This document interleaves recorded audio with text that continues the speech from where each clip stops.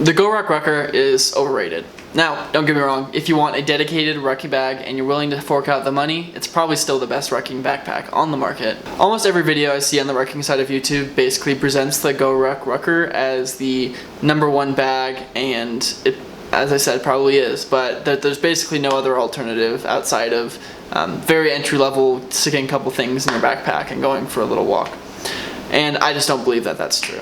So let's get into why the GORUCK might not be for you and what I'm using instead, and then kind of, if you want to get into something else, then what some of your other options are and how to pick something that might be good. So really, the #1 drawback to the GORUCK bag is just its price. The 20-liter Rucker right now is going for $255 USD, and there are a few other options that are a little bit cheaper, like the GORUCK plate carrier, which is going for $115 right now, but that's not even including any of the weight. So a 30-liter plate for the long or short one is going for $120 right now, and that's just kind of insane. But if you'd like to increase the weight past 30 pounds, you kind of have to go for a 25-liter bag because they have 2 sleeve pockets, one longer one so you can stick up to a 45 pound, and then one shorter one up to 30 pound.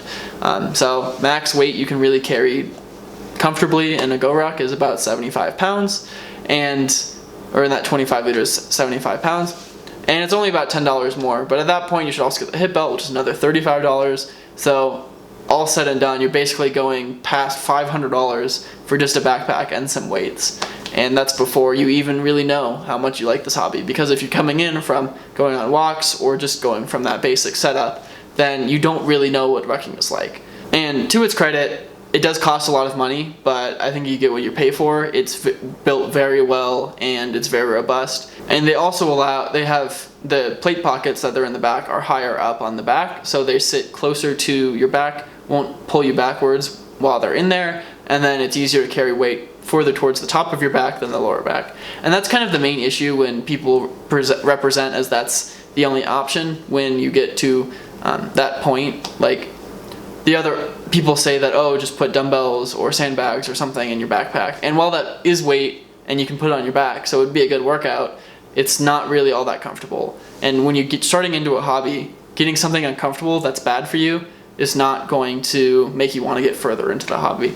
So I think there are other options, but they're not really talked about as often because they require some ingenuity to your setup, and that can be a little tough. But I think it's not really that bad, and we'll talk about my setup.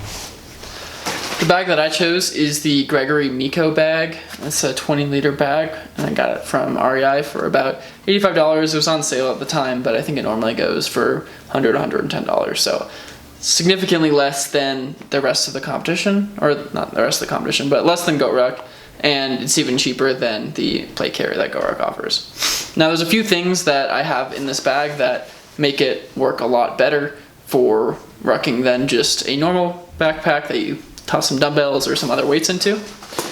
So, talk about this sweatshirt in a second. But I have 2 of these foam yoga blocks that sit at the bottom of the bag. And the reason why I have those, like I talked about earlier, is that it allows me to elevate the weight up off the bottom of the bag so it's not sitting against your lower back. Now, as I said earlier, just really helpful in comfort and carrying the weight. And I'm using foam yoga blocks because, one, I had them kind of lying around, but also going to be much more comfortable on your back than like a wooden block. And they can move around a bit as well to conform to your back. And the weights that I'm using are just these kind of plastic, I don't know if they're filled with sand or what they're filled with, but weights that allow me to get up. I think eventually I'll get metal ones, just more expensive at the time, but I got these from a thrift store for like $10, or yeah, I think it was $10 for 3 of them or something, which is so much cheaper per pound than you can get from GORUCK. But even if you wanted to get metal ones from Walmart or Target or something, you're still only going to be paying like $50, $60 for the same amount of weight that you would have at GORUCK. So in order to make the bag actually fit the weights well, there's a couple other things. So if you just left it open, this is pretty wide, and you wouldn't want the weights to just fall backwards towards the front. So that's why I have the sweatshirt. I kind of stuff it down in front of the yoga blocks and then in front of the weights, so it presses the weights into my back.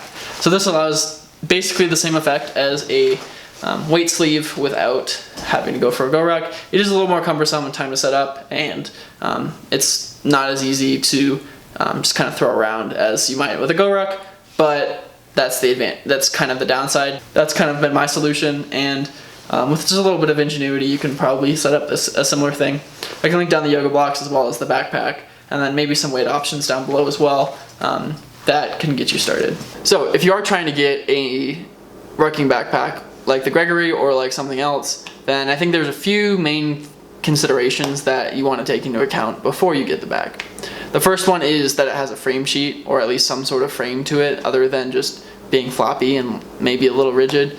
This just really helps distribute the weight across your back and makes you can carry a lot more weight with more support. So if you want to be comfortable, definitely a must. Second thing is having a hip belt. Since you can't add on like the GORUCK, for most bags, then you're kind of stuck whether it has one or not. And having a comfortable hip belt is really helpful to get the weight off of your shoulders, which can be uncomfortable on longer hikes or longer rucks. Another great thing to have in a bag is really good adjustability. So one of the main things that you can get from a bag like this, instead of getting the GORUCK bag, is having straps like these on the shoulders that can adjust them, pull the bag closer to your shoulders, adjust it more to your body. And this one also allows you to move the shoulder straps completely up or down. Not a huge range, but at least gives you a couple inches to figure out the size that's actually going to fit you properly. And unlike GORUCK, it's not one size fits all. Usually they have multiple sizes as well. And that's very important. So if you can, I would highly recommend going and trying to find one in store. Because when I was going and trying to find a bag to L Bean and tried on a couple from Osprey, and all of the ones that I tried on for whatever reason had a weird pressure point on my back, and that just drove me nuts. And I know if I was to hike with that, it would just destroy my lower back. So that's not saying that they're bad, they just did not fit my body well. So if you can, go try it in a store. If not, go and get it from a store that has a great return policy like REI or Backcountry or something like that, that you can try it on, make sure it works for you, make sure your stuff fits, and that it can just be comfortable for you while you're rucking. The other big thing is just having enough space.